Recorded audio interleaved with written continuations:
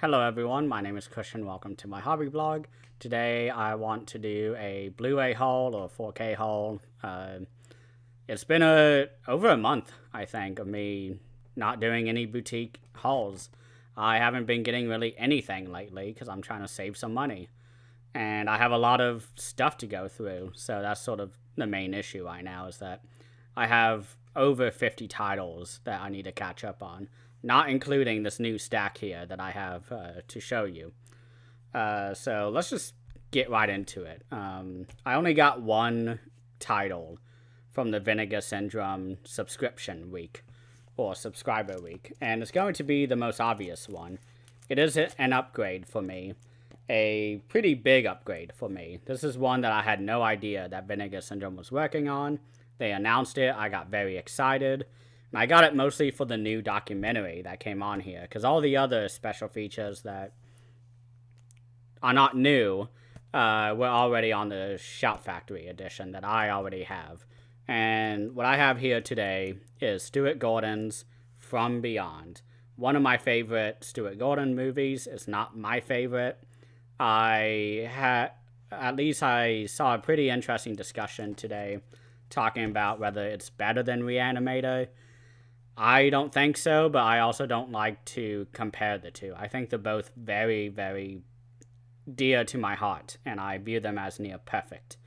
But I'm very excited to get through that release. If I still was doing the subscription, I probably would have had the review out already. But I didn't want to do that again. So the next sort of section of my haul, which sounds like there's a loose disc here that I'll need to open and make sure it's good. I got a few titles from the Synapse sale, I think from Grindhouse or Orbit. And the first title that I got was this one, Django the Bastard, a movie that is supposed to have been the original High Plains Drifter, which was released 4 years later, according to the back. But I might as well start collecting all the Django movies. I've been accidentally collecting them through the Django set, the Sartana set, which is a sort of offshoot of Django, if I remember the special features correctly. But Django the Bastard is one that I felt might have been good. If not, I can always just kind of relieve it and trade it in.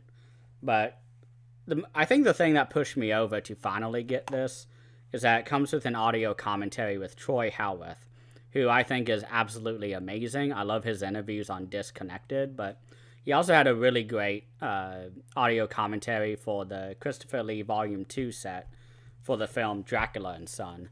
That was sort of the first big commentary that I listened to by him that kind of got me to become a fan of his. So it's pretty exciting. Probably why I got it. But the other release that I got is one called Samurai Avenger, The Blind Wolf. This is supposed to be a very good movie according to Letterboxd. But it's supposed to be some, I think it's a pinky violence film. But it's Japanese. That's really all I needed. I'm a huge Japanese cinema fan, so when I saw that this was a 1970s, oh, it's not even 1970s, oh god, it's 2009. Visually, it looked like 1970s, and looking on the back at the screenshots, I thought it was 70s. Now I'm not so sure anymore. I need to check the years on these instead of just reading the description. But I'm excited. Not as much as I was earlier, but hey, whatever. And this one here is a newer animated film that looked pretty cool from 2016. This is Path of Blood, which is supposed to be sort of a, not period drama, but an animated love letter to the gory samurai films of Japan, done in the unique style of South Park, is what it says on the back. Why not? It was a pretty cheap title. I did not get it new for $18.99. It was like $10, I think. So I was like, why not? it was either that or all of the softcore Japanese DVDs that were on sale. And I was like, let me get these first, and then I'll delve into that. But to end on a happy note of Synapse and on a relatable note, I did get a Pinky Violence film, but it was on DVD or Blu-ray. And this is one that had a really good Letterboxd score. And when I read the reviews, I was like, oh my gosh, like this sounds like what I would enjoy, or at least appreciate. And this is the film Flower and Snake. Very excited for this one. I'll just read the back. Based on Oniroku Don's famous Japanese novel Flower and Snake, or Flower and Snake is the first Nikatsu erotic film to deal with the subject of sadomasochism. I guess that's how you say it. I may have fucked it up. Makoto, played by Yasuhiko Ishizu, is a sexually suppressed man living with his mother, Mio, who owns an adult toy store. Oh my gosh. The elderly man who owns the company Makoto works for has an interest in BDSM and wants Makoto to kidnap and train his wife, played by Naomi Tani, to submit to him. With Makoto battling the demons of his past and unsure of the consequences of his own sexual awakening, what transpires is one of the most shocking, perverse, and jaw-dropping Nikatsu films ever made. So yeah. This is part of the early 70s, sort of Japanese softcore porn films. Although it was not legal back then, or even today, I don't think, to show genitalia. So this is going to be riding the line, I think, quite a bit. But I am excited for this one. I've seen a few Nikatsu films during school when I was in the cult films classes, and also in my own free time, borrowing it from the instructor. But I really enjoy 1970s Japanese films. And this is a subgenre that I haven't delved too deeply into, and I know nothing about it behind the scenes. I've seen a few, but I know nothing behind the screen, so to say. So that is Flower and Snake.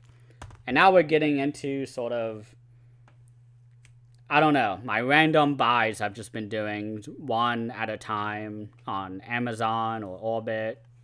But I got, because I did just see Brandon Cronenberg's new film, Infinity Pool, which I thought was great. I didn't have too many feelings about it walking out. That's why I didn't do a review, but I did enjoy it. I think a rewatch on the uncut edition will prove more exciting for me, but I wanted to get his first film, which is one of my favorites of recent times, with Jennifer Jason Leigh. I'm sorry. This is the film Uncut Possessor.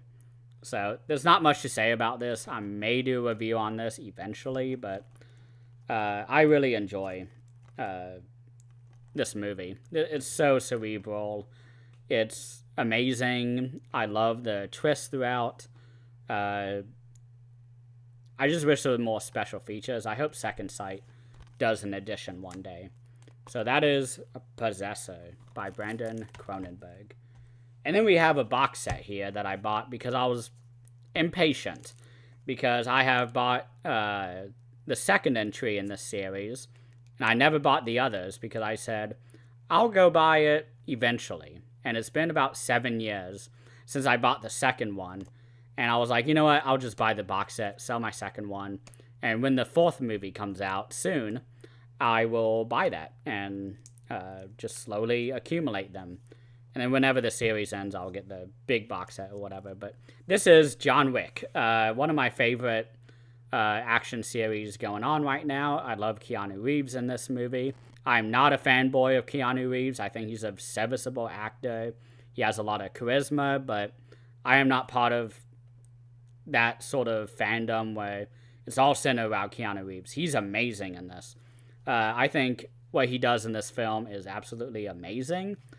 And I just really enjoy the world building throughout the series. I don't think there's any... Oh, apparently there are commentaries on this release, so I hope there is. That is John Wick 1 to 3, chapters 1 to 3. So I'm excited for it. I'll watch it soon. But this is one that I haven't seen yet. This is one that everybody has been hyping me up to watch. Even in my personal life, there have been people saying, hey, you like horror movies, you should watch this. And I unfortunately missed it in theaters, and I very much wish I could have gone and seen it.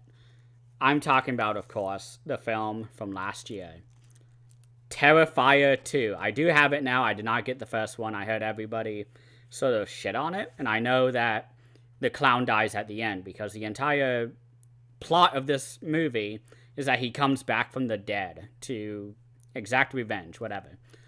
Typical slasher sort of trope. Jason does it in about every single movie of his, but I'm really excited for this one. I haven't seen it yet. I want to soon, and I will definitely do a review of it if I have enough for a video, unlike Infinity Pool. But that is Terrifier 2 on Blu-ray, because I don't think I'll ever watch it on 4K, from what I've heard. And then we have another kind of standalone release that I got. I got 2 films here by the same director, same cast, everything, starring Mia Goth. If you don't know yet, here it is. X and Pearl. I have not seen Pearl. I am very excited for it. I have an entire review where I not gloated, but I fanboyed over how perfect X was as a 70s exploitation send-up to that genre. And oh my god, I'm very excited for Pearl. I don't know why I did not go and see it in theaters. Now that I have a subscription, I get free tickets now for the theater. So I've been trying to go about once a week. The last one I saw was Infinity Pool, which was 2 weeks ago. I ended up not going last week. I almost saw a plane, but I was like, I don't really want to tonight. But X and Pearl, I am so excited to finally get into. I don't know anything about Pearl either, so no spoilers, please. And then I have 2 more releases to show. This first one is from the John Carpenter sale that they had from Scream Factory. And this was the last one that I had to get. In terms of his filmography, I only have Dark Star and The Ward left. So I'm excited to be 2 movies away from a complete John Carpenter collection. And this is the film that I haven't seen yet. I know it's not really that well liked. It's not at the bottom, though. It has Sam Neill. This is Memoirs of an Invisible Man with Chevy Chase and Daryl Hannah. I do not care for Chevy Chase. Everybody knows he's a big asshole and jackass, and apparently in this movie he really ramps that up. He took himself as a serious actor, and this was sort of a studio movie for John Carpenter. He was hired for it. This was not his idea. It was not his script. And it seemed like a studio movie where Chevy Chase would be playing a character like in National Lampoon. And I've heard that in this film he wanted to not be seen as the comedy guy anymore. So he does very minimal comedy for these scenes that are supposed to be these big comedy set pieces. But yeah, that's what I've heard mostly from Red Letter Media. They did not dwell on it at all. But John Carpenter has said on interviews that I've seen on the various releases throughout the years that this was his least favorite movie to work on. And so knowing that Chevy Chase is in it, I completely understand why he says that. So I don't have I don't have high hopes for it, but it is a John Carpenter movie, so I'm excited. It only comes with outtakes and how they did the special effects. So not the biggest release, but you know what? For this movie, I'm okay with that. I don't want to buy that movie ever again. I doubt I will actually enjoy it. And then the last thing we have here is a box set that I actually got for Christmas. And this was actually a late delivery, so that's why I'm so late showing it. But this is a release I've been hunting after for quite a while. It is a Criterion box set, and I know the flash sale is coming up, and I haven't even opened this. But this is the America Lost and Found, the BBS story, which was a studio in the early 70s, I think late 60s, early 70s. And they made all of these films. Head, Easy Rider, 5 Easy Pieces, Drive, he said, A Safe Place, The Last Picture Show, The King of Marvin Gardens. A lot of great films in here, but I'm especially excited to finally have Dennis Hopper's Easy Rider, which is a movie I've been not hunting down because it's easy to find, but I've been very kind of not demotivated, but lazy in getting that movie. So I'm excited to finally have that. And that's really it for today on the haul. So thank you all so much for watching, and please have a great rest of the night.